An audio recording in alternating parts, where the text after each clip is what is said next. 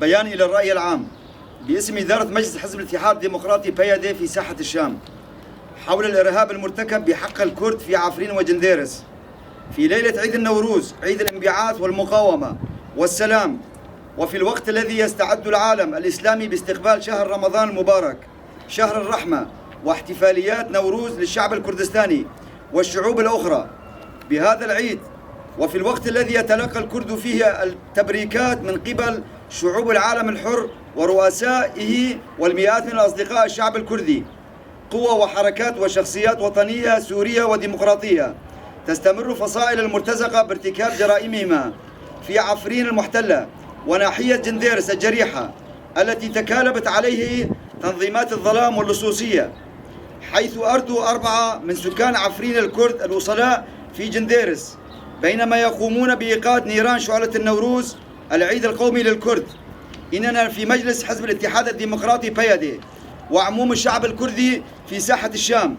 ندين وبشدة هذه الجريمة الإرهابية بأشد التعابير، فإننا نحمل النظام التركي وفصائله الإرهابية ومرتزقته وما يسمى بالائتلاف بجميع مكوناته مسؤولية الدم المسال في ناحية جنديرس وعفرين، ونطالب بمحاسبة المجرمين وتقديمهم للعدالة، كما نطالب الأمم المتحدة ومجلس الأمن الدولي بإجبار تركيا الأردوغانية وإنهاء احتلالها لعفرين وسريكاني رأس العين وقرية سبيت الأبيض ومن جميع المناطق السورية التي قامت باحتلالها، وفتح تحقيق دولي عن جميع الجرائم المرتكبة بحق شعبنا منذ البداية الأولى للأزمة السورية حتى اللحظة. نعاهد شعبنا وعموم مكونات الشعب السوري الأبي بأن تستمر نضالاتنا المشروعة حتى تحرير كل شبر من المناطق السورية المحتلة، وإن شهداء مجزرة جنديرس هم شهداء نوروز 2023.